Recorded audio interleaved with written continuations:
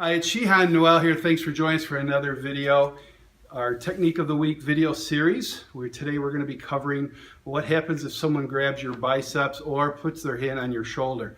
Now we're going to start out with it basically being a two-handed situation. This is not a life-threatening circumstance or scenario, but sometimes you might have someone or there might be a time where you have someone put their hand on your biceps, as my son's going to do.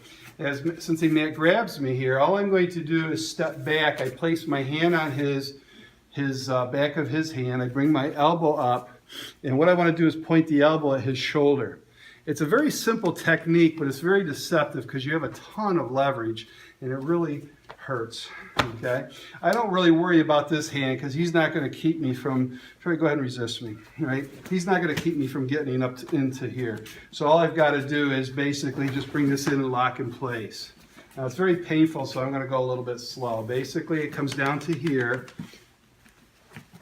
And if I had trouble getting my arm up, let's say he had a strong hand and I just couldn't get my hand inside here, right?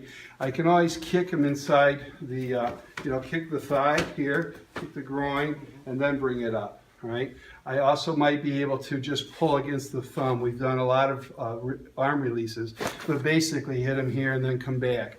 It's important that you don't just bring the arm here. If I do that, I can get rid of him, but I'm not going to cause any pain because he'll just pull his hand out. So as he grabs me here, I place this hand on the back of his palm, and then I bring this over the top. I'm pinching his hand into my bicep.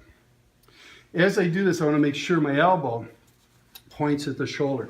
One of the mistakes that I see with new students doing this technique for the first time is they'll tend to over-rotate. They bring their arm over and they're trying to get downward pressure and you kind of lose it. You want to basically, this is actually a Nikyo. It's a second level wrist lock, and all I'm doing is putting the little finger on top and then just putting downward pressure. So as he grabs me here, I'm coming up and I'm locking in place and putting him down. Now there's a lot of follow-ups that you can do from there, but today I want you just to focus on someone putting their hand on your bicep, or they could be putting it on the shoulder. So this works again, someone just putting their hand on the shoulder. We'll leave this out for the camera. Basically, I'm going to catch him here, and it's important that I not just turn my body from here. I want to step back, adding to the off-balancing that's taking place. Because not only, he's got his hand, he's in good posture right now. He's fully balanced.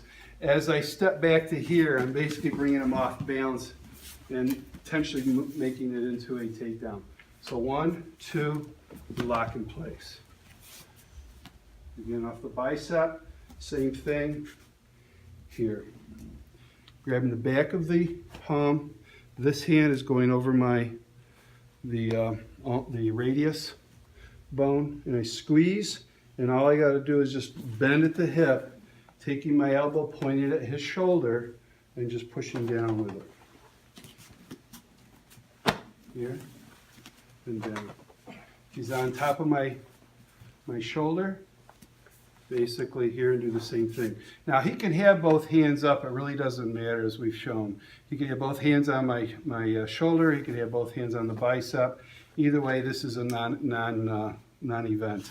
If he's trying to punch me, that is a definite event. If he's trying to grab my shoulder so he can come in, and he might even have a grip on my jacket, right? In this case, my gi.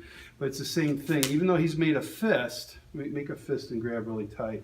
So he's coming in to hurt me. I can mess him up after I do the block.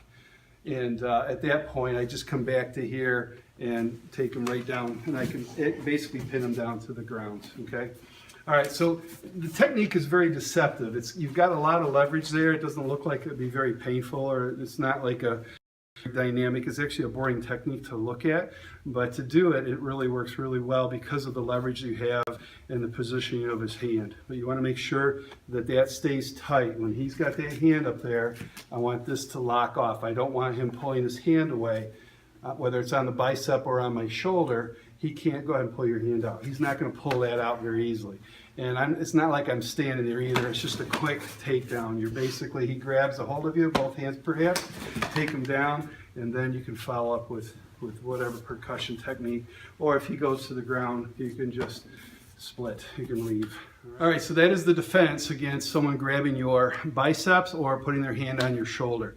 It's a very deceptive technique. Be very careful when you practice this because you can hurt someone real quickly with it. Again, my name is Shihan Noel. I'm glad you could join us today for Technique of the Week. We look forward to seeing you in a future video. Take care.